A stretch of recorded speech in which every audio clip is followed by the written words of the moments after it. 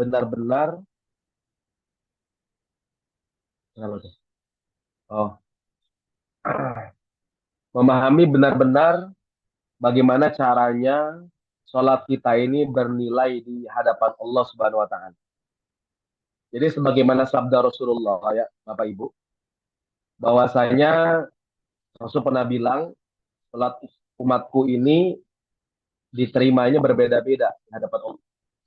Ada yang 100% diterimanya, ada yang 90, 70, bahkan terus sebutkan hingga 20.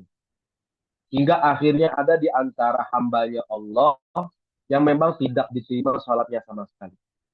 Kenapa demikian? Karena di antara ciri-ciri akhir zaman adalah hamba-hamba Allah sudah kehilangan rasa khusyuknya ketika sholat. Nah, jadi sholatnya cuma sekedar menjalani saja, tapi tidak ingin mencari nilai khusyuk di dalam ibadah. Kalau kita katakan sekedar sholat saja sih cukup, iya cukup sekedar kerja. Ibarat kita sebagai karyawan kerja kepada bos, ya masuk jam 8, pulang jam 3, selesai. Tapi yang disebut dengan karyawan yang bagus adalah bagaimana ketika mengerjakan pekerjaannya hingga nanti selesai, itu dinilai baik oleh atasannya. Jadi bagaimana kerjanya, atau kinerjanya bagus, apakah dia ikhlas dalam bekerja, ataukah yang lain-lain. Nah ini kalau dalam hubungan kita kepada Allah, itu disebut dengan khusyuk. Apa khusyuk? Khusyuk adalah masa kanal a'dha'u zahiri wal batin.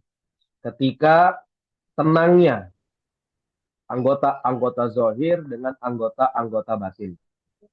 Jadi hati kita tenang yang membuat anggota badan zahir kita pun ikut tenang. Jadi ini yang disebut oleh Allah as-salatu tanha anil fahsya'i wal munkar. Salat itu sebagai pencegah daripada perbuatan keji dan perbuatan munkar. Jadi bukan hanya sekedar salat saja, tapi di balik salat yang ia kerjakan, Bapak Ibu, itu juga bernilai perubahan dalam dirinya. Ketika menghadapi sesuatu, dirinya jadi lebih tenang. Ketika mendapat satu cobaan, dirinya mampu mengatasi cobaan tersebut dan lebih dewasa daripada sebelum sholat. Jadi bagaimana caranya? Idza hazamahul amru, kata baginda, kata para sahabat Rasulullah itu, kalau sedang mengalami satu masalah, fabza bis sholat. Rasul langsung bersegera untuk sholat. Jadi memang sholat itu miftahul ibadah, bukan miftahul ibadah, tapi juga miftahu umuri dunya wal akhirah. Kuncinya perkara dunia dan juga kuncinya perkara akhir. Ini sholat ya. Jadi kita yakin dulu ya, Bapak Ibu ya, kalau sholat ini tuh sebagai eh, pembuka semuanya. Jadi masalah apapun harus dilewati, harus dicariin kunci. Likulli syai'in miftah, kata para ulama. Segala sesuatu itu punya kuncinya. Wa miftahul umur, dan kuncinya segala perkara itu adalah as-sholat. Jadi bagaimana sholat kita mendatangkan sifat khusyuk, maka mari sama-sama kita simak. Itu ada gak, Wi? Apanya tuh? Ya, Ustaz. Yang kemarin kirim PDF bisa gak? Ininya ya. Apa sih namanya Ya, materinya, Ustaz? iya. Ini PDF Coba bentuknya. eh dikirim orang mungkin, Ustaz. Bentar, Ustaz. Mari cari dulu. Di Oh, WA. yang 38 lembar, Ustaz. Ya cuman yang dikitnya doang. Cuman halaman berapa gitu. 2 sama 3 apa lupa. Oh, oke, oke. Bentar, Ustaz. Aneh Cuma buka dulu tercek ya. dulu lah halaman. Siap, siap.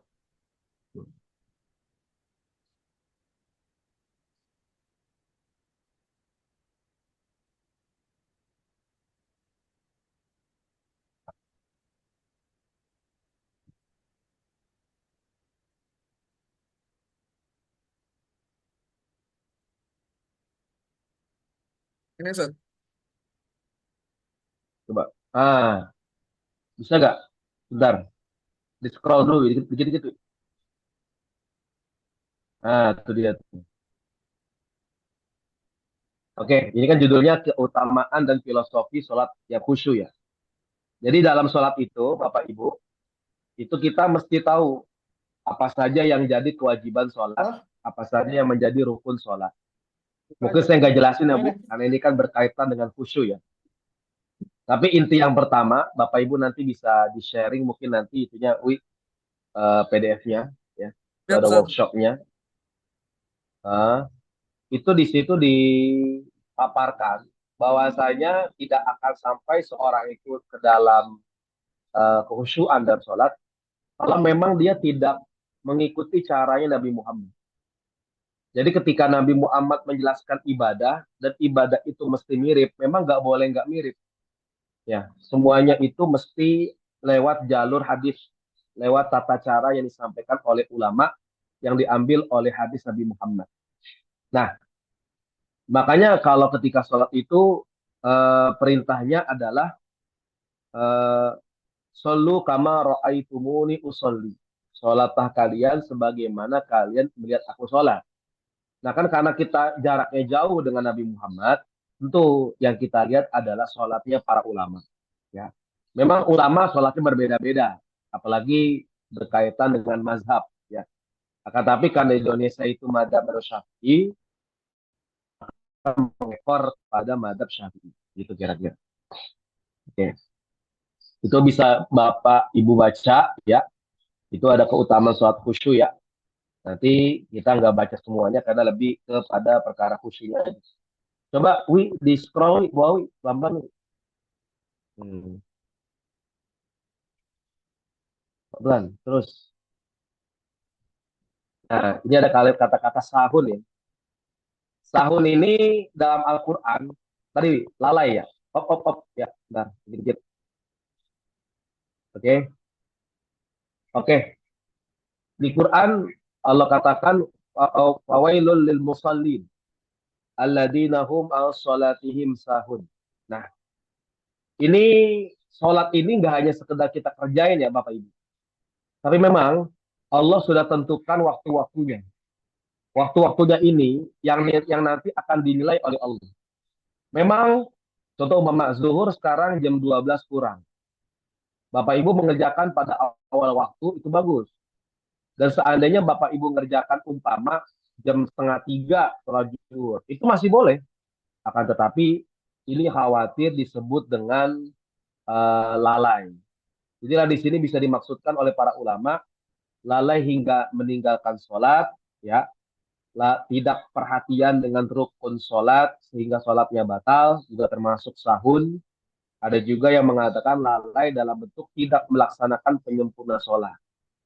Jadi sholatnya sah, ya, sholatnya sah, cuma dikerjakannya di akhir waktu. Dianggapnya itu perkara yang tidak penting sholat, makanya diakhir-akhirkan. Nah, apalagi sampai dia meninggalkan sholat, tariku sholat, ini bahaya banget. Kemudian yang kedua, tidak berperhatian sama rukun sholat. Tadi kita singgung di awal. Bagaimana untuk perkara sholat ini, itu perkara yang memang harus mengikuti caranya para ulama. Nggak boleh diajarkan secara sembarangan. Dan yang ketiga, lalai dalam bentuk tidak melaksanakan penyempurna sholat. Nah, juga sama, dalam koridor satu bahasa dalam pembahasan sahih. Coba Wi, ke bawah lagi Wi. Tingkatan orang yang sholat. Nah, jadi orang yang sholat itu, ya Bapak Ibu, itu bisa dilihat ya, kecilan ini. Nah, jadi orang yang ceroboh dalam sholatnya, orang-orang yang menjaga sholatnya, namun tidak mana tuh ya. Coba Wi, gedein Wi. Nah, Alhamdulillah. Jadi Bapak Ibu, di sini di materi bisa dilihat tingkatan orang-orang yang sholat ya. Jadi orang sholat ini nggak semuanya sama, tapi bisa dilihat dari segi sholatnya. Yang pertama, ada orang yang ceroboh dalam sholatnya. Dia wudhunya ngasal, nggak menjaga waktu, nggak melaksanakan rukun dan syarat, bahkan sholatnya terburu-buru sampai tidak tumanina. Ini pasti nggak mendapat terikat khusyuk. Yang kedua, orang yang menjaga sholatnya, namun tidak melawan hawa nafsu dalam sholatnya. Ini masih bagus. Artinya seudunya dia sempurnakan, waktunya dia jaga, dia pun cukup mengerjakan rukun dan syaratnya, namun, nah ini penting, masih mengikuti was-was godaan syaitan dalam sholatnya.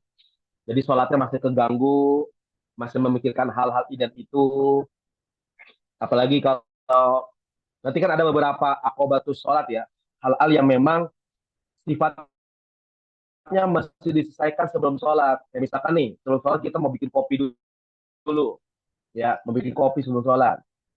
Akhirnya karena sholat kita agak lama, suara ketel udah bunyi, nah itu ganggu itu. Hmm. Atau umpama lapar, atau umpama nahan kencing, dan yang lain. Nanti kita jabarin tuh. Hal-hal yang sifatnya jadi pengganggu dalam sholat. Bagus, coba masih dalam ranking kedua terakhir nih ya. Yang kedua, orang yang menjaga sholat dan melawan was-was dalam hatinya. Ini bagus. Sama kayak yang kedua, namun ia melawan was-was dan godaan setan dan berusaha untuk khusyuk. Ini orang masih taat apa namanya khusyuk, belajar khusyuk dia. Ya, belum dapat khusyuk belum, tapi masih belajar untuk mendapatkan kondisi khusyuk, sifat khusyuk. Tapi dia bisa mengontrol dirinya, dia nggak was-was dalam sholatnya. Jadi sekali takbir langsung jadi. Wudhu nggak terulang-ulang, masih tetap wudhu, berhasil. Uh, Sholat-sholatnya nggak ada yang bikin dia was-was gerakan-gerakannya. Itu juga sama, masih dalam koridor ranking ketiga. Ranking kedua, orang yang menyempurnakan sholatnya dan menjaga hatinya ini saya bikinnya maksudnya satu itu ranking 5 ya. Satu, jadi urutannya tuh 5, 4, 3, 2, 1 gitu. Ranking duanya orang yang menyempurnakan sholatnya dan menjaga hatinya, menyempurnakan rukun dan syarat, tumak nina khusyuk, hatinya untuk Allah. Ya. Yang kelima, orang yang menyempurnakan sholatnya dan mampu memandang Allah. Ini yang berat nih. Ini sholatnya para nabi ya, sholatnya para wali. Jadi dengan sholatnya itu bang udah tertiadakan yang lain. Nah, dalam kitab Risal Kusyair disebutin dahulu ada seorang wali, kalau nggak salah Abu Yazid Al Bustami deh. Itu sholat di tengah-tengah keluarganya yang lagi pada riwah, anaknya nangis segala macam, tapi sedikit pun nggak terganggu. Kenapa? Di kondisi kayak gitu udah biasa aja gitu. Kenapa? Karena saat itu ya Bapak Ibu, Imam Abu Yazid Al Bustami itu sudah sampai predikat khusyuk. Jadi ketika dia takbir, ya ketika dia takbir, makanya kenapa disebut takbiratul ihram? Karena semua jadi haram. Dan saat itu dia udah berpindah dimensi. Yang tadinya sebelum sholat dia berada di dimensi manusia, tapi setelah sholat dia sudah berada di dalam sholat dia udah berada di dimensi ketuhanan. Jadi cukup dia dengan Allah aja berdua saat itu di waktunya. Nah itu udah nggak bisa diganggu itu, nggak bisa diganggu. Ceritanya sahabat Nabi radhiyallahu taala anhum yang saat berjaga di perbatasan kota Madinah, yang akhirnya ada mata-mata musuh Islam itu manah mereka. Lalu tertusuklah salah satu temannya ketika sholat. Dan ajibnya lagi temennya waktu itu lagi baca surat Al-Kahfi. Tapi luar biasa lagi, itu nggak batal sholatnya. Itu nggak batal sholatnya, nggak jatuh karena fokus sholatnya. Bahkan dia jatuh setelah sholatnya ditutup dengan salam. Assalamualaikum warahmatullahi wabarakatuh. Assalamualaikum warahmatullahi wabarakatuh. Baru jatuh. Kelihatan darah udah tertumpah di mana-mana. Kenapa seperti itu? Karena saat itu sedang sholat khusyuk. Sayyidina Sa'id bin Jubair ya, itu beliau mengatakan ketika sakit nih, tanya sama dokter. Kata dokter gini, wahai Said, kita akan mengadakan operasi karena penyakitmu cukup ngeri, cukup riskan. Akhirnya kata dokter, nanti bagaimana kondisi saat kamu sedang tenang? Lalu kata Sayyidina Sa'id bin Jubair, operasi aku nanti, wahai dokter, ketika aku sholat. Ini ajib nih. Jadi Sayyidina Sa'id sholatnya duduk. Jadi ketika duduk, lama baca Quran, itu belakangnya dioperasi sama dokter. Kok bisa nggak ngerasain? Karena sudah khusyuk. Nah ini berat. Ikatan para wali yang kelima, itu yang nomor satu, di bagian 5. Jadi udah terhanyut dalam sholat, sudah meresap rasa cintanya kepada Allah. Jadi seakan-akan sholatnya mendatangkan kesehatan terus dalam dirinya. Dan khusyuknya itulah yang disebut oleh Nabi Muhammad disebut dengan ihsan. Antak budallaha ka'annaka tarah, fa in lam takun tarahu fa innahu yarak. Jadi seakan-akan kamu tuh ibadah melihat Allah. Dan kalau kamu nggak bisa melihat Allah, yakini Allah melihat kamu. Gitu kira-kira Bapak. Lanjut, Wi. Saya ngopi dulu ya. Saya ngopi nih. Scroll, Wi, ke bawah, Wi. Maaf. Nah, tadi. Kenapa sholat khusyuk itu penting? Tadi, maaf. Nah, lihat ya. Ini nanti bisa dicek ya, Bapak Ibu ya. Ada beberapa dalil yang diambil oleh penulis. Ini nanti kenapa sholat khusyuk itu penting? Karena bisa dilihat. Pertama, ciri-ciri sempurna keimanan. Lihat surah Al-Anbiya 90. Yang kedua, mendapatkan pujian dari Allah. Surat Al-Ahzab ayat 35. Yang ketiga, menjadi sebab dihapuskannya dosa-dosa dan kesalahan. Kemudian menjadi nanti hadis riwayat Muslim. Keutamaan yang keempat, sholat khusyuk menjadi perisai dari perbuatan keji dan munkar. Nah, yang kelima, menjadi sebab mendapatkan keberuntungan dan surga Firdaus. Nah, ini urgensi khusyuk dalam sholat ya, Bapak Ibu ya. Jadi kalau kita mempunyai nilai sholat khusyuk di sini, maka nanti minimal 5 poin yang akan kita dapat sesuai dari Al-Quran dan hadis. Sebenarnya banyak ya, sebenarnya banyak. Bahkan Al-Imam Ibnu Abi Dunya kalau nggak salah ya, itu ngarang kitab judulnya Al-Khusyuk. Al-Khusyuk. Jadi ceritain tentang khusyuk doang. Saking banyaknya keutamaan yang ada di balik sifat khusyuk dalam. Oke, lanjut. Nah, ini penting, paling penting nih. Penghalang kekhusyuan sholat. Bapak Ibu bisa cek ya. Nanti ada satu faktor ruhiyah, faktor hati. Yang kedua faktor jasa dia, faktor fisik. Yang ketiga faktor lainnya atau eksternal. Nanti bisa dicek di slide selanjutnya. Silakan, Wi. Nah, ini banyak banget ini. Faktor ruhiyah. Masya Allah nih. Ini yang ganggu banget kita nih, waktu sholat nih. Hati ini kayak ada bisikan-bisikan ini. Bisa terjadi kenapa Pak Ustadz? Nah, ini bisa lihat ya. Faktor ruhiyah itu di antaranya banyak banget ya. Ada banyak sebenarnya Pak ya. Cuman nih penulis ambil cuma 9. Di antaranya jarang berzikir. Jadi memang zikir itu yang bikin tenang. Tatmainul qulub. Ala bizikrillah tatmainul qulub. Jadi bikin hati kita tenang jadinya. Nah, saat memang orang yang sering berzikir, lalu dia udah terbiasa mengatasi masalahnya dengan zikir. Maka nanti kondisi hatinya akan menjadi sakinah, akan menjadi tenang. Dan ketenangan itu nanti dia akan bawa ke dalam sholat. Yang kedua, suuzon. Suuzon ini sama, lagi sholat. Apalagi suuzon sama imamnya. Nah ini sering. Imamnya dia lagi. Udah pasti nggak khusyuk. Udah pasti nggak khusyuk. Imamnya mantannya umpama. Aduh, udah pasti nggak bener dah. Kondisi yang seperti ini membuat hati dia terguncang dan nggak bakal dapat sifat khusyuk. Hasad dan dengki sama. Biasanya imamnya dia, tapi saat itu tergantikan karena mungkin ada satu hal dia jadi makmum, yang jadi imam orang lain. Timbul rasa dengki sesama imam ini biasanya, atau sama ustadz. Biasanya yang dengkiin ustadz gitu ya. Ini juga sama ya, Bapak Ibu. Akhirnya nggak khusyuk. Hampir sehari-hari kesalahan orang lain malah. Yang keempat, obsesi duniawi. Jadi udah berpikir di otaknya, aduh kira-kira kalau saya jadi imam nih amplopnya berapa nih? Waduh. Apalagi dilihat masjidnya gede, masjidnya bagus, mic-nya juga Masya Allah. Udah berpikir ini dan itu pokoknya mah. Kira-kira amplopnya saya dikasih berapa nih? Kira-kira transfer berapa sih ini? Itu udah ganggu banget ruhiyahnya itu hatinya. Yang kelima ria. Sholatnya pamer. Pengen disebut paling bagus sholatnya. Pengen disebut bacaan paling benar. Pengen disebut yang paling ahli fikih. Si paling bagus sholatnya. Ah, itu juga sama. Bisa ria itu. Pengen dilihat orang.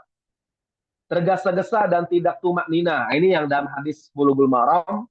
Ada sahabat Nabi yang berkali-kali diulang sholat sama Nabi. Fasolli, fasolli, fasolli, kum fasolli, kum fasolli. Berkali-kali diulang. Berkali-kali disuruh untuk diulang sholatnya.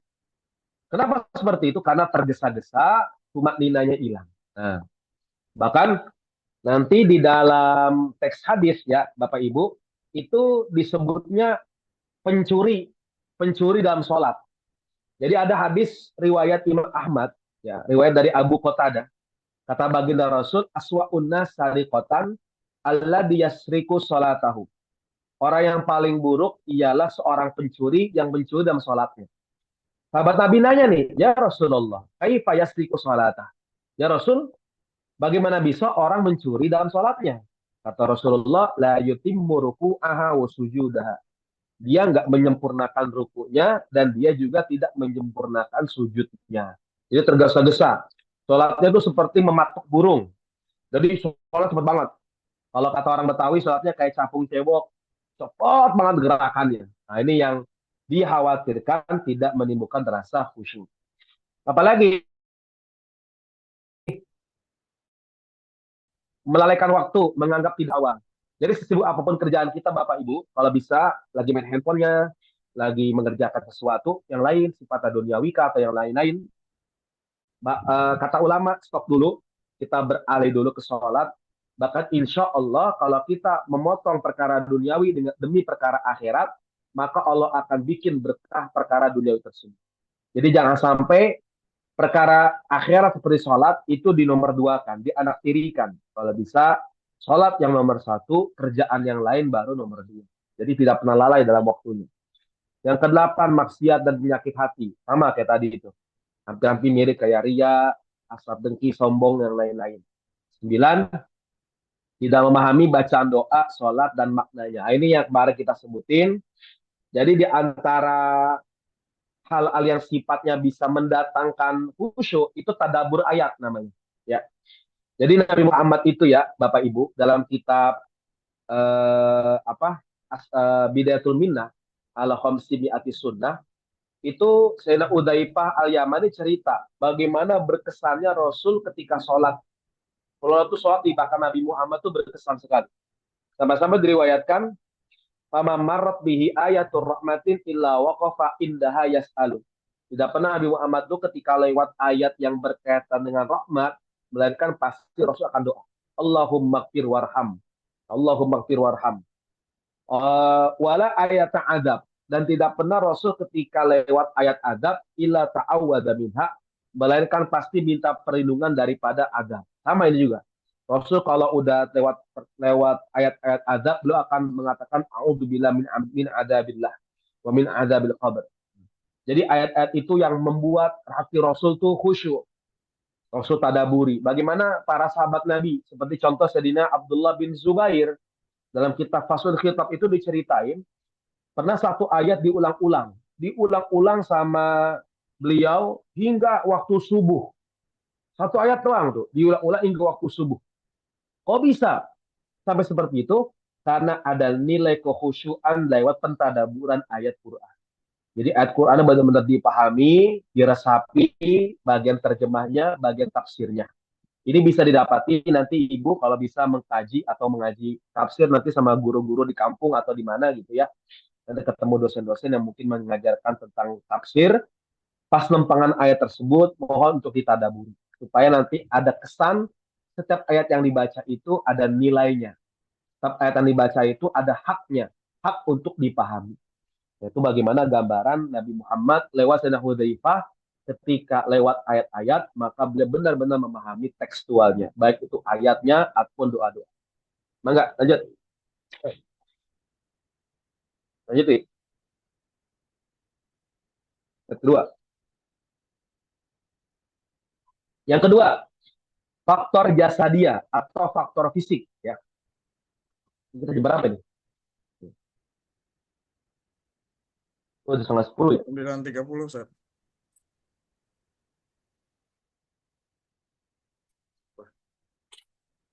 Kedengeran, Wi? Cek. Halo? Halo, halo, Mas Ustaz. Cuman agak kecil suara Ustaz. Bentar, Wi ya.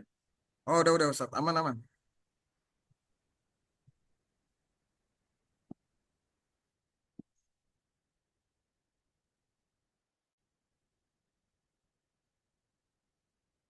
Oke, bentar ya. Jangan dulu. Oke, bentar.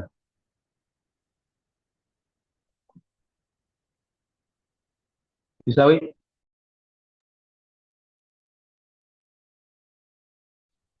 Apa, Ustaz? Cek, cek. Ya masuk.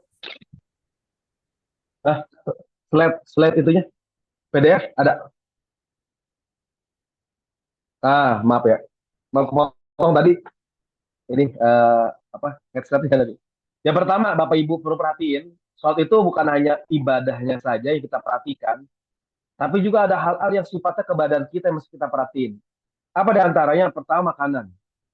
Jadi makanan itu ya, itu bisa mendorong supaya kita bisa semaksimal mungkin ibadah kepada Allah.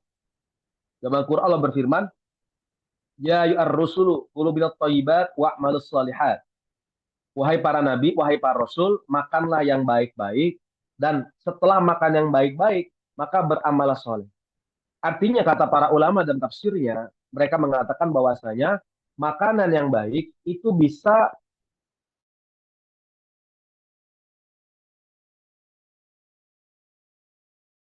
yang halal yang kita proses dari uang yang halal itu bisa mendorong sekali. Yang kedua, rizki yang syubhat dan haram. Nah ini penting. Kalau masih syubhat masih haram sama berkaitan sama yang pertama, itu juga bisa bahaya.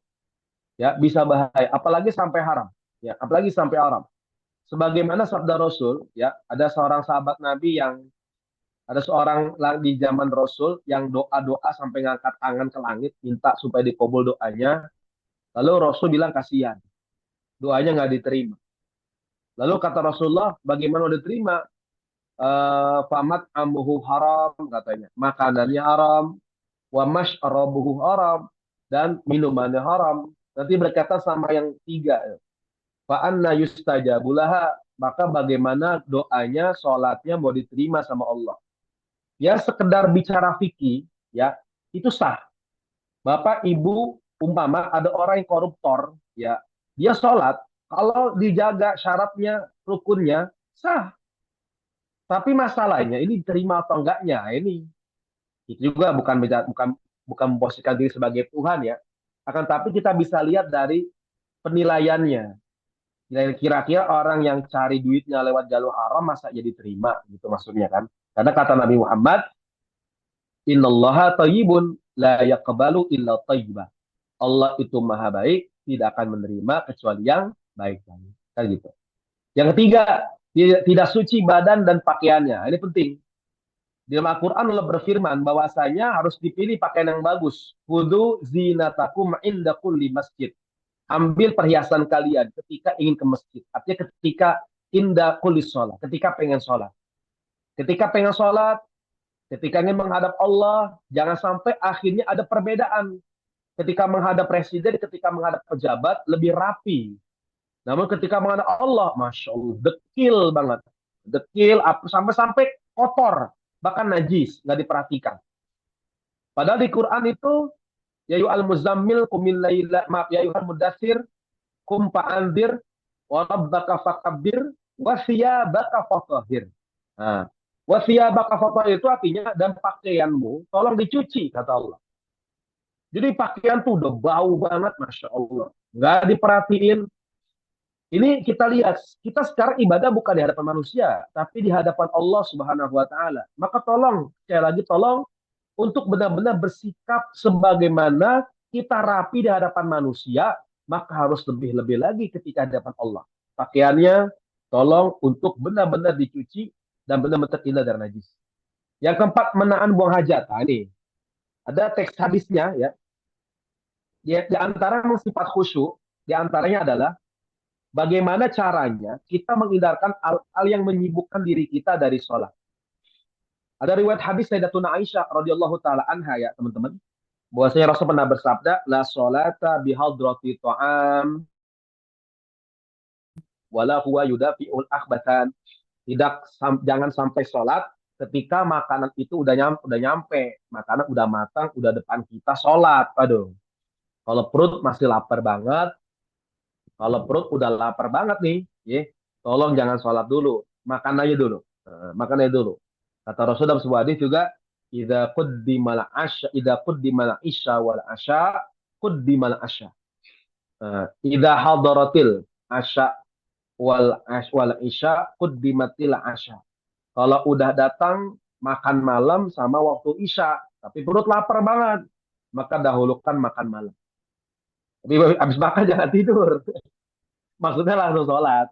Gitu maksudnya. Supaya kesan tercukupinya asupan makan udah baik. Itu juga sama. Apalagi, dan jangan sampai kamu sholat dalam keadaan menahan dua hadas. Pengen kentut, kentut aja dulu, selesai dulu kentutnya. Pengen buang air besar, buang air besar aja dulu. Jangan sampai akhirnya sholat dalam keadaan menahan kentut sampai biru muka, sholat menahan buang air besar sampai kesakitan bagian belakangnya. Itu tolong dijaga seperti itu. Kalau kata orang tua dulu, kencing dulu, mama bahasanya buang air besar dulu, biar sholat kamu khusyuk. Nah, itu kata orang tua dulu. Yang kelima, kondisi lapar tuh tadi, agak mengantuk juga sama ya. Kalau lapar banget, dah makan dulu ya. Kalau haus banget, minum dulu. Ini bukan konteksnya lagi puasa ya. Nah, lagi puasa jelas nggak boleh ini. Ngantuk banget sama. Kalau ngantuk banget takutnya bacaan ngaco. Nah, ngantuk banget kan, ngantuk ini kan termasuk zawalu akal, takutnya bisa hilang akalnya. Jadi nggak fokus dia. Sama seperti sahabat Nabi yang di awal-awal Islam, yang saat itu mereka belum bisa memaksimalkan sholatnya secara sempurna. Akhirnya mereka masih mabok kan saat itu. Ketika mereka mabok, mereka ngaco bacaan Qur'annya. Jadi bacaannya yang sebenarnya kan la a'budu ma ta'budun. Akhirnya mereka baca a'budu ma ta'budun. Aku menyembah apa yang kalian sembah. Jadi ngaco. Bacaannya jadi parah.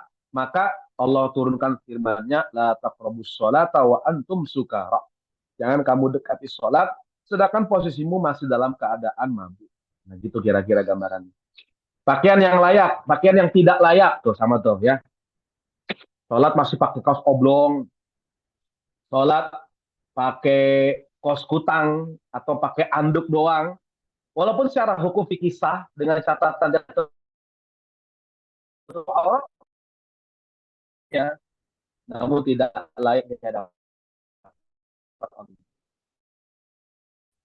7. Bicara dan bergurau sama. Tidak berhati-hati dalam pergaulan dengan lawan jenis. Ini terlalu banyak bercanda, takutnya nggak ada fokusnya dalam sholat gitu ya. Kita bercanda boleh, silakan ya. Dalam pergaulan silakan. Jadi bumbu saja. Tapi jangan setiap dikit-dikit bercanda, nggak ada seriusnya. Kata para ulama, a'til kalam minal mizah biqadri ta'am minal milih. Berikan obrolan kamu tuh agak sedikit bercanda, banyak garam nanti makanan asin, dan jangan banyak bercanda juga nanti obrolannya nggak seru. Adalah seru-serunya juga sama, bisa nanti mempengaruhi sholat. Yang kedelapan, tidak berhati-hati dalam pergaulan dengan lawan jenis juga sama. Jadi terlalu apa ya, tidak ada batasan gitu dalam pergaulan. Ini juga sama bisa mengakibatkan kepada sholat. Apalagi kalau udah handphone bunyi, wah aduh, ayang telepon, wah bahaya. Udah pasti nggak sholatnya, nggak khusyuk itu. Tidak, yang kesembilan, tidak menghidangkan makanan atau minuman sebelum waktu sholat. Ini juga sama, di antara sebab-sebab kenapa akhir sholat kita tidak membuahkan kekhusyukan. Lanjut, yang ketiga. Tiga, Wi.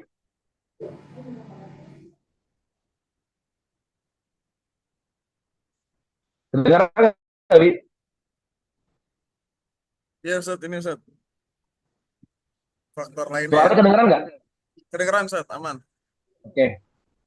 Yang terakhir ya, Bapak Ibu, faktor lainnya ya. Tadi eksternal sebutannya. Ini bisa dilihat, ini tambahan aja ya. Memang juga ini ada hadis-hadisnya, tapi saya tidak cantumkan. Di antaranya adalah tempat sholat yang tidak kondusif.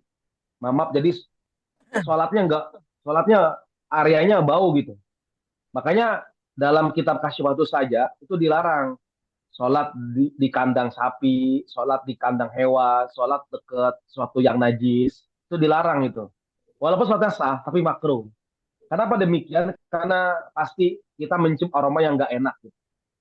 Ya, makanya kalau kata Syekhuna, guru kami Syekh Nuruddin, berpahala sekali kalau Bapak Ibu punya inisiatif ketika singgah ke masjid atau ke musola-musola pinggir jalan tuh yang jadi musola tempat singgahan, itu mukenahnya itu diganti sama kita, karpetnya itu diganti sama kita, supaya orang yang singgah di musola tersebut itu bisa terjaga sholatnya.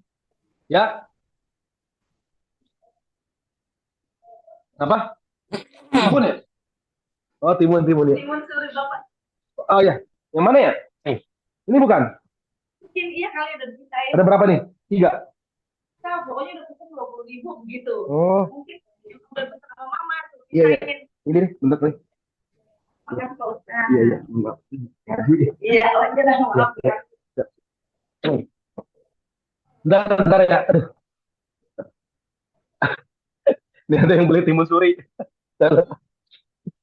Oke, selanjutnya kondisinya bising, ya, berisik. Ini hebat kalau seandainya bisa khusyuk ya.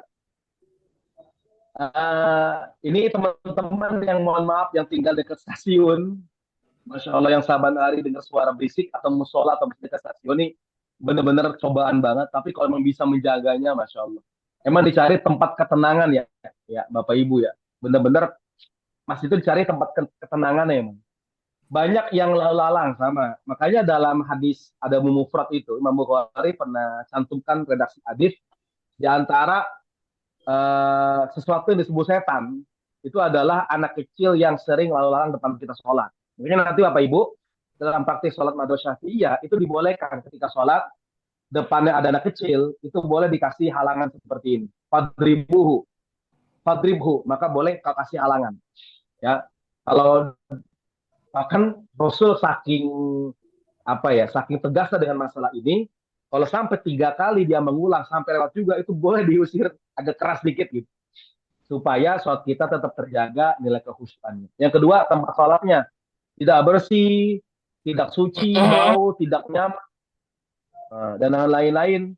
Ini juga sama. Ini kalau kondisi kayak gini, dipastikan sholatnya kita tidak menimbulkan rasa khusyuk. Makanya dulu almarhum Al-Habib Munzir bin Fuad Al-Musawa itu pernah ditanya, Bib, kira-kira sunnah gak kalau sholat itu karpetnya tebal pakai AC di masjid? Kata beliau, memang tidak ada hadisnya. Namun, kalau itu untuk mendukung agar seseorang nyaman dalam masjid, di luar panas, masuk masjid adem, ada AC-nya. Di masjid yang lain, kalau sujud sakit dahi, karena karpetnya udah rata gitu. Udah tipis. Di masjid itu tebal, maka khusyuk jadinya. Itu boleh silakan. Membantu orang menyediakan fasilitas dalam masjid, supaya dirinya memunculkan sifat khusyuk. Gitu kira-kira. Sholatnya aja ya, jangan pakai wifi, jangan. Apa hukumnya pakai wifi untuk sholat? Nggak ada hubungannya itu. Malah nanti bukan sholat, main handphone.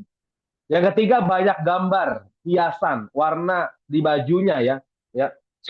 Di bajunya itu bahkan ada ulama yang bilang sampai makruh pakai baju batik dalam sholat.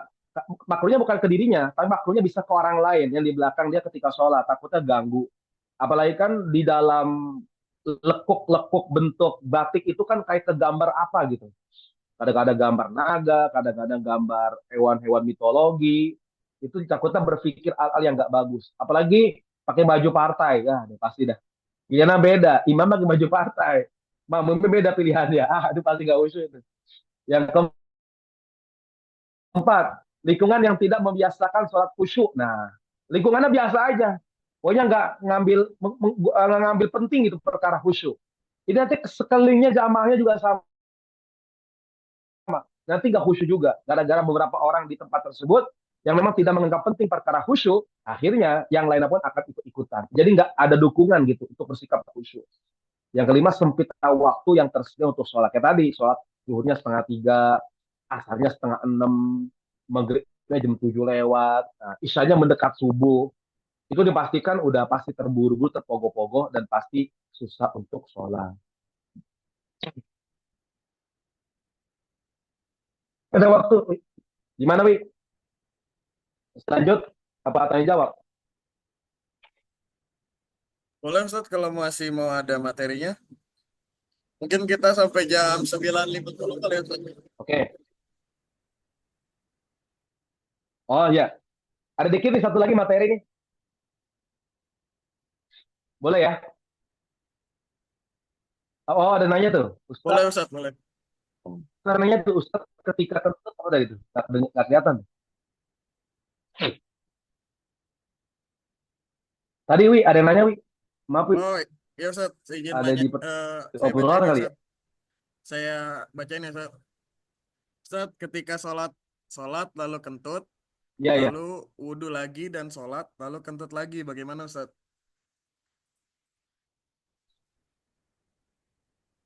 Sholat, Ketika wudhu, sholat kentut. lalu kentut, lalu wudhu lagi Terus, dan sholat lalu kentut lagi. nah, Bagaimana Ustaz? ya wudhu lagi. Jadi ini ya, perkara kentut itu dalam kitab Bulughul Maram, Alwi pernah belajar dulu sama Abi Halim. Nah, ada standarnya mengakui itu kentut atau bukan. Dilihat dari dua, ya. Pertama suara, ya. Yang kedua bau, ya. Biasanya yang kentutnya nggak kedengeran banget itu agak bau. Nah, dalam bahasa Arab kentut kecil itu namanya pussa, makanya suaranya pus. Nah, kalau kentut gede itu namanya durot, wajah gedrot, gitu. Nah, itu kalau benar-benar diyakini itu suara kentut dia, maka dia batal. Atau memang tercium aroma kentut, ya. Dan memang diyakini dia saat itu nahan kentut, maka batal. Langsung buru-buru keluar dari sholatnya, menuju tempat wudhu dan ulang lagi sholatnya, ulang lagi wudhunya, ulang lagi sholat. Gitu kira-kira. Terus saja, kalau memang diyakini ya, karena nanti ada perkara setan was-was itu akan masuk ke area, mohon maaf bahasanya ya, lubang dubur. Kalau nggak salah dalam kitab Subulus Salam tuh, Syarah Bulughul Maram, disebutin, ada setan yang memang masuk ke dalam lubang dubur untuk membuat kita nih was-was sampai frustasi malah. Ini kentut atau bukan ini? Nah, itu pasti kita yakini dengan dua hal tadi kata Rasulullah. Bahkan kalau dua hal itu tidak terbukti, dalam hati kita ngomong, anta syaitan, fa'azillah, minggir, hilang, pokoknya kamu. Jangan deketin soal saya. Nah, gitu tuh kira-kira gambaran. Enggak, yang kedua, Wi. Yang kedua ada pertanyaan dari Bojong, Ustaz. Oh, Bojo. Ustaz, Aja. apakah ada cara lain selain kita mengerti ayat agar kita bisa usul dalam sholat? Gitu, Ustaz. Ente santri harus paham, Jo.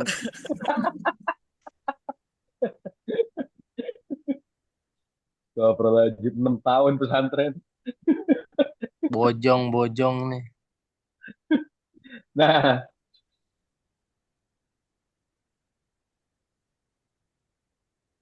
Aduh, nih headset ada nih putus-putus terus nih.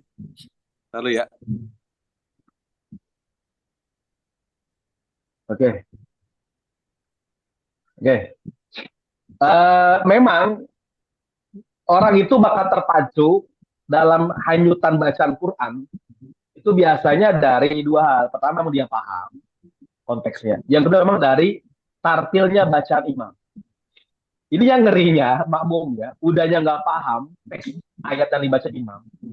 Imamnya suara jelek. Ini nggak mendukung jadinya. Nah, gimana kalau kayak gitu? Nah, mesti kembali lagi bahwasanya kita dalam posisi sholat.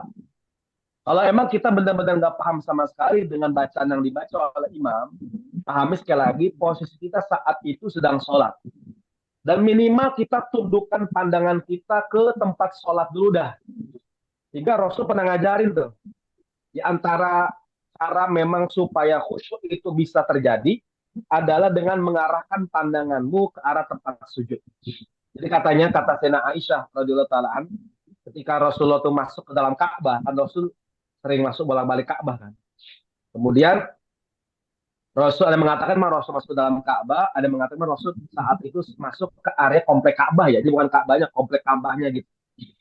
Rasul ketika sholat itu nggak pernah memalingkan pandangannya fokus ke maudi as-sujudi, ke tempat sholatnya, ke tempat sujudnya, hatta kharaja minha, sampai baginda Nabi itu keluar atau selesai dari sholatnya. Jadi kalau bahasa Mu'alim Bunyamin ya, itu sesuatu kiai terkena di Serengseng ya, itu kata beliau, kalau lu pengen khusyuk, lihat tempat sujud. Lihat tempat sujud. Nah, kata beliau tuh. Minimal. Apalagi orang awam ya. Dan tolong dipilih sejadah yang nggak ada gambarnya kalau bisa. Sejadahnya gambarnya apa? Upin Ipin lagi, nah Wondersun. Gambarnya apa? Marsha and the Bear umpama. Ya itu pasti nggak bener itu. Kalau bisa, makanya kalau di azan itu eh, suprohnya itu atau sejadahnya itu putih semua, supaya tergambarkan kepolosan saja. Jadi nggak ada yang dipikirkan gitu. Jadi khusyuk bisa menimbulkan juga. Ya tata caranya, kalau tidak paham dengan ayat bisa lewat jalur fokus ke arah tempat sujud. Gitu tuh. Lagi dong. Gila. Gitu Jong, paham belum Jong? Diam aja Bunyinya bocah. ada itu. Ya Ada Ustadz. Ustaz. Halo. Nah Oh, tuh. ada orangnya. Ya Ustadz. Semen ML. Makasih Ustadz. Siap, siap, siap. Ada lagi nih Ustaz pertanyaan dari Fitri. Ustaz, Fitri, ya. banyak orang di kampung ketika sholat untuk menghindari najis, mereka tidak pakai baju, hanya memakai dalaman saja. Bahkan dalaman pun terkadang dilepas, jadi hanya pakai mukena saja Ustaz. Bagaimana hukumnya? Waduh, itu kalau mukannya putih takutnya doang ini. Aduh, ini ya nanti. Aduh, panjang nih cerita. Oke, kita bahas ya. Sebenarnya nggak apa-apa sholat, maaf bahasanya tidak ada daleman. Asalkan memang dalam menutup aurat kan sebelum sholat itu ada namanya syarat sholat ya. Namanya satrul aurah, nutup aurat ya. Ya. Nah, nutup aurat itu syaratnya dua. Kalau kata Syekh Nawawi ya dalam kitab Asy-Syifa itu. Yang pertama tertutupi rona kulit. Jadi kulitnya itu nggak tampak dari bajunya. Yang kedua adalah tertutupi lekuk tubuh. Ya, tubuhnya tertutupi. Jadi gambaran auratnya tertutup, kulitnya segala macam, sama lekuk tubuhnya juga tertutup. Nah, itu standarisasi tertutup aurat ketika sholat. Kemudian, bagaimana kalau orang yang tadi nggak pakai daleman, mungkin karena gerah atau mungkin karena takut najis segala macam. Nah, kalau memang dia punya mukena yang agak tebal atau memang mukenanya warnanya hitam, itu insya Allah sah-sah saja, sah-sah saja, nggak apa-apa, ya nggak apa-apa. Tapi bagusnya lebih afdolnya tertutup yang lain. Apalagi takutnya kalau perempuan ya, itu ketika takbir, karena dia nggak pakai baju sampai pergelangan tangan, nanti takutnya kebuka bagian bawah ininya nih. Ini aurat nih kalau untuk perempuan, ya. Untuk perempuan di aurat jatuhnya. Jadi khawatir terbuka. Atau rambut-rambutnya mesti diperhatiin. Jadi perempuan saya sering bilang ke santri kalau pengen sholat ngaca dulu. Ngaca bukan berarti dandan, tapi artinya rambutnya takutnya pada aut-autan pada keluar gitu. Karena rambut ini juga buat perempuan yang agak riskan juga nih. Ini juga termasuk aurat, ya. Nah, itu juga termasuk bagian-bagian yang mesti dipahami. Jadi bukan hanya alasan karena najis, tapi lebih kepada aurat sih, ya. Lebih kepada aurat. Tapi kalau emang dirasa kolornya semua najis, dalaman najis, emang mesti dilepas itu mah. Emang kolor cuma satu, Neng. Sampai sampai nggak punya lain, emang. Bagusnya pakai dalaman ya, ya Bapak Ibu ya. Bagus pakai dalaman supaya memang eh, lebih terjaga aja bagian aurat. Takutnya terlihat dari luar. Gitu. Silakan. Ustaz, saya mau bertanya Ustaz. Ya, Ustaz kan kebanyakan nih di mall kan musolanya ada di bawah ya Ustaz ya. Nah itu ya. musola itu rata-rata ada yang bawa kaki lah, bawa inilah Ustaz. Nah itu gimana caranya biar tetap khusyuk Ustaz? Sholat di musola yang ada di mall gitu Ustaz. Wah, susah ada. Apalagi tengah pasar, kan jatuhnya kan tengah pasar. Iya betul Ustaz. Wah, susah itu. Hebat itu. Itu namanya hebat kalau itu bisa bisa khusyuk hebat itu. Dan emang kata para ulama, az-zakir baina ghafilin khairum minaz-zakir baina zakirin. Orang yang berzikir, orang yang fokus sholat di tengah-tengah orang yang lalai, jauh lebih baik daripada orang yang berzikir atau sholat di tengah-tengah orang yang lagi sholat atau lagi zikir. Makanya susah buat mewujudkan khusyuk di tempat yang tidak memancing kehusyuan. Baru masuk udah bawa kaki, innalan rojiun. Itu kadang-kadang najisnya kemana-mana itu. Karena mereka nggak paham kan jarak antara musola dengan WC kadang-kadang dekat. Nah, itu ngeri juga itu. Kakinya nggak pakai sendal, segala macam itu juga nggak memaksimalkan terhindar dari najis. Ini khawatir aja, bukan was-was, tapi khawatir aja ini, Mbak ya. Nah, itu gimana muncul khusyuk? Saya kira sih susah, Wi. Susah memunculkan rasa khusyuk sholat di tengah-tengah. Apalagi sholatnya sambil nungguin bioskop lagi. Wah, ini sholat zuhur. Tapi filmnya jam setengah satu lah, umpama. Aduh, seru-seru banget. Itu udah pasti nggak khusyuk itu. Karena banyak akobatnya kalau di mall itu. Banyak gangguannya itu. Banyak gangguan sekali. Udahnya imamnya kita nggak tahu kepastian sah atau enggaknya. Karena imam kita nggak kenal juga. Bacaannya gimana. Terus juga tadi masalah najis. Terus juga tadi masalah ketidaknyamanan. Kurang kondusifnya tempat untuk sholat. Dan yang lain-lain. Banyak gangguannya lah. Akobat tuh gangguan nantinya. Itu susah untuk menciptakan khusyuk. Memang enak tuh masjid di kampung ini. Masjid di kampung emang enak tuh. Khusyuknya lebih kerasa itu. Karena barengan semuanya sholat. Oke, silakan. Ya, silakan kepada teman-teman lain yang ingin bertanya, boleh lewat kolom chat atau bertanya langsung.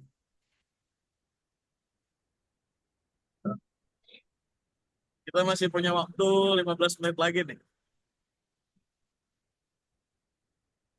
Ayo teman-teman yang mau bertanya, Halo Ustadz, Ya, ya silakan. batas waktu sholat isya itu sampai jam berapa Ustadz? Apa sampai jam 12 atau sebelum memasuki sholat subuh? Syukran Ustadz. batas waktu Isya, Bu. Ya, mangga siap. Isya itu kan tetap ukurannya masuk waktu sholat selanjutnya ya, Bu. Waktu subuh. Isya dianggapnya adalah sholatu atwalil waqt, sholat yang paling panjang waktunya. Akan tapi tetap kita dianjurkan sholat di awal waktu. Nah, batasan sampai kapan? Tetap batasannya sampai masuk waktu subuh. Kalau dalam kitab apa ya?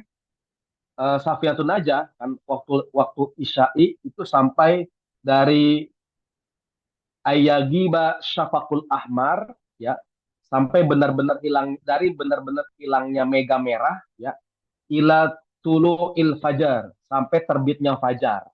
Kan terbitnya fajar tuh waktunya subuh. Jadi memang benar-benar waktu subuh itu dipastikan. Misalkan sekarang subuh jam 4 lewat 5. Andainya ibu ngerjain sholat isya jam 4, ya secara hukum fikih masih sah. Ya. Tapi tetap itu nggak akan dapat nilai kehusyuan karena sholatnya pasti terburu-buru. Gitu kira-kira.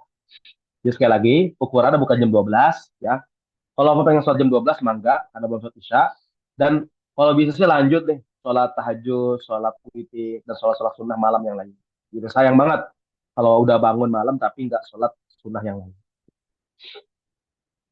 Silakan. Ustadz, mau bertanya Ustadz. Iya. Ketika kita sholat, kadang-kadang kita masih belum menemukan ketenangan dan ketika banyak masalah masih kadang-kadang belum terselesaikan. Apakah itu salah satu dari sholat kita itu kurang khusyuk ya Ustadz ya? Kita merasa ketika sholat masih ada apa dulu, Ibu? Maaf. Masih belum menemukan ketenangan. Nah, insya Allah, insya Allah, Ibu, proses buat nyari ketenangan itu kan bertahap ya, Bu, tadrijiyah dia. Jadi nggak bisa kalau memang langsung untuk mempunyai sifat khusyuk belajar. Bahkan Imam Hasan Basri aja itu perlu berpuluh-puluh tahun untuk sampainya kepada perkara khusyuk dalam sholat. Sebagaimana disebutkan dalam kitab Risalah Kusyairiyah. Maka Ibu, kalau seandainya ada satu permasalahan problem yang memang udah terangkat gitu, tapi problem lain belum terangkat, itu insya Allah udah ada butir-butir nilai-nilai kekhusyuan. Walaupun tidak sempurna. Tadi kan di awal saya bilang, kata Rasulullah, sholat umatku ini diterimanya ada yang 100%, ada yang 90%, ada yang 70%, tergantung tingkat kehusyuannya. Pun insya Allah tidak semua masalah kita selesaikan dengan maksimal, tapi kalau memang ketika masalah itu terjadi, kita bersikap dewasa, mampu menguasai masalah tersebut, ya tidak mengganggu aktivitas kita yang lain, maka insya Allah kita sudah termasuk orang-orang yang sedang mendapat sedikit daripada nilai khusyuk. Itu kira-kira Bu. Jadi kehusyuan ini tidak serta-merta memang langsung sudah dapat, enggak, tapi proses dengan proses yang panjang sesuai belajar ilmu agama kita masing-masing. Itu ya. Ya terus belajar Bu ya. Semangat Ibu terus belajar. Ustaz. Jangan sampai akhirnya nyerah. Ketika belum mendapat nilai kekhusyuan masih terganggu dengan yang lain. Ya, silakan. Ya, silakan buat teman-teman lain yang ingin bertanya. Fikri ada Fikri, no Fikri. Mungkin Mbak Fikri ingin bertanya nih. Diam aja nih dia. Bangun tidur kali Ustaz, bangun tidur dia, bangun tidur. Ya. Belum khusyuk belum. Loh,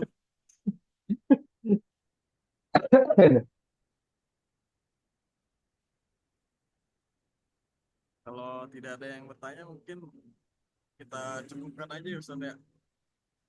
Oh, mangga. Silakan kepada Ibu Ketua untuk menutup acara pada siang hari ini.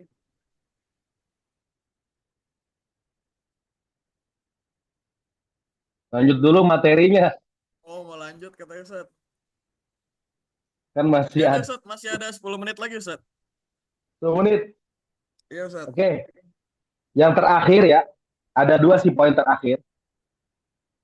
Yang pertama, untuk menciptakan khusyuk, sholat itu sholat terakhir kita. Bagaimana perasaan memang, seandainya nih zuhur nanti kita sholat ini, itu zuhur terakhir kita. Makanya dalam hadis Nabi, bukan hanya Rasul perintahkan ketika sop satu dirapikan, istau istaki mu'tadilu, istau suhufakum, rapatkan sof, rapikan saf.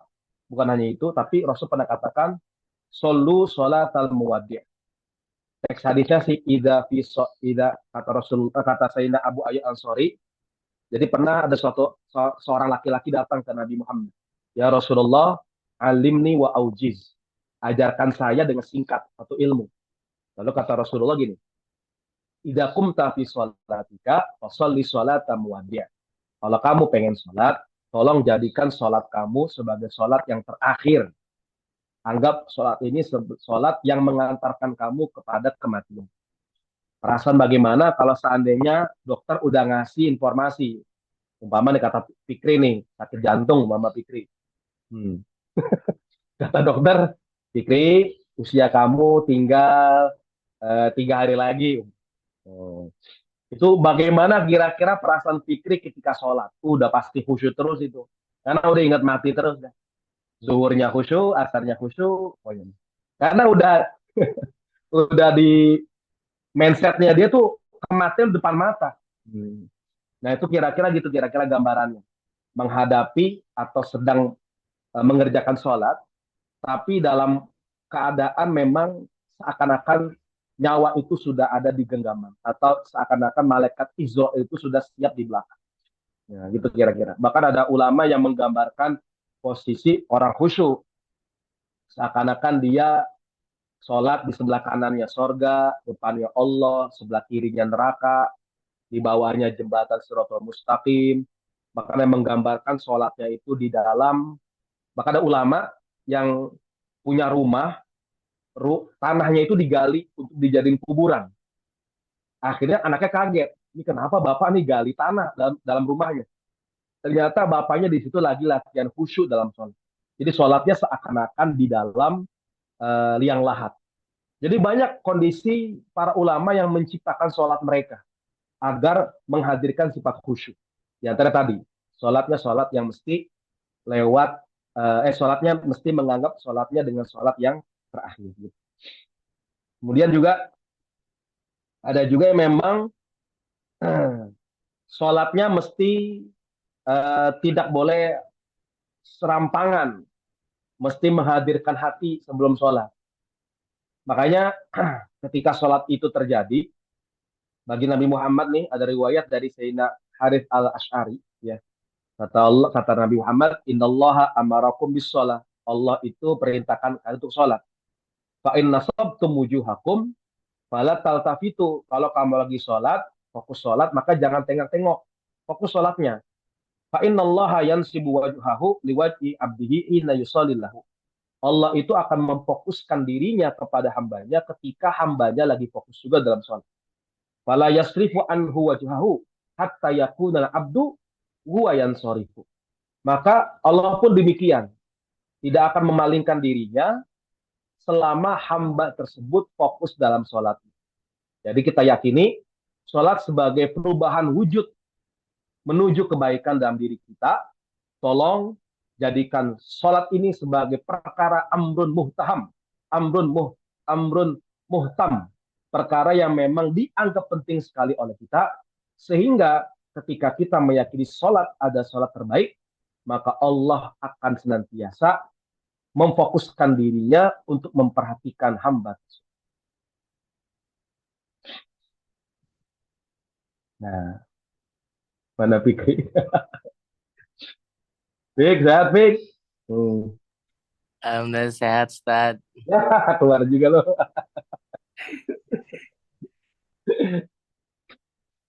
Oke. Udah kali closing gitu.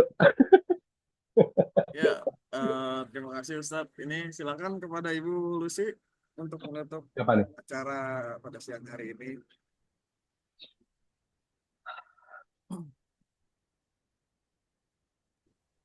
Iya, Insya Allah. Itu tadi materi yang sangat luar biasa yang disampaikan oleh Ustadz Syamsul Arifin. Semoga bermanfaat dan menjadi ilmu baru bagi kita semua. Mari kita menutup kajian kita pada siang hari ini dengan sama-sama melafazkan alhamdulillah alamin dan istighfar. Astagfirullahaladzim. Doa kepada majelis. Subhanakallahumma rabbana wa bihamdika. Sekali lagi jazakumullah khair Ustaz. Barakallahu fikum. Assalamualaikum warahmatullahi wabarakatuh. Waalaikumsalam warahmatullahi wabarakatuh. Jazakallah Ustaz. Mohon maaf Bu ya, kalau ada kata-kata yang salah ya. Mohon maaf Bu ya, bercanda mulai. Sama-sama Ustaz. Assalamualaikum warahmatullahi wabarakatuh. Assalamualaikum warahmatullahi wabarakatuh. Ustadz, katanya Pak Fikri mau bikin acara ngaji lagi, Ustadz. Boleh. Tuh, Ustadz. Boleh juga nih ngaji terus kayak gini, katanya gitu, Ustadz. Boleh, donaturnya aja siap. Iya, betul. Itu siapa aja. Males lu ya ngaji malam Senin ya? Iya. Kayaknya males dia. Yaudah, Ustadz. Makasih ya, Ustadz. Assalamualaikum. Siap. Assalamualaikum warahmatullahi wabarakatuh.